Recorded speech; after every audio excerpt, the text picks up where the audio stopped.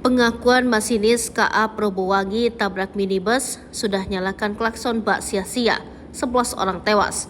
Sebuah kecelakaan maut kereta api Probowangi tabrak minibus di perlintasan Lumjang, Jawa Timur, Minggu 19 November 2023. Akibat insiden tersebut, sebanyak 11 orang dinyatakan tewas.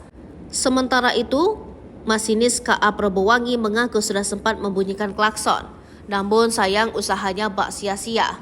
KA Probowangi menabrak hingga menyeret minibus berisi 15 penumpang tersebut. Kalau informasi dari rekan-rekan masinis, mereka sudah membunyikan klakson ketika mobil datang dari samping yang masuk ke jalur kereta api, ujar PLH Manajer Hukum dan Humas PT KAI Daop 9 Anwar Yuli Prasetyo.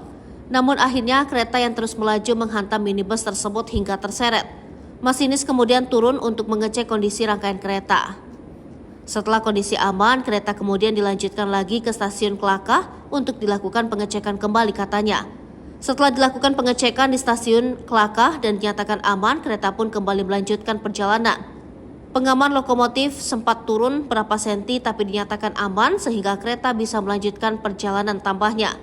Sebelumnya diberitakan kecelakaan kereta api Probowangi terjadi di perlintasan tanpa palang pintu dan penjaga di Lumajang, Jawa Timur pada Minggu 19 November 2023 sekitar pukul 19.53. Kereta api tersebut menyerempet minibus ELF berisi 15 orang. Akibat insiden nahas itu, 11 orang dikabarkan meninggal dunia.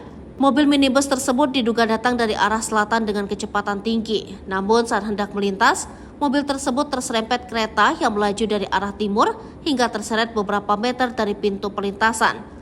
Setelah kejadian tersebut, warga sekitar yang pertama kali membantu mengevakuasi para korban, kemudian disusul oleh petugas kepolisian yang datang. Usai menghantam mobil, kereta tetap melanjutkan perjalanan. Sementara 4 korban lainnya yang mengalami luka-luka dilarikan ke RSUD Lumajang.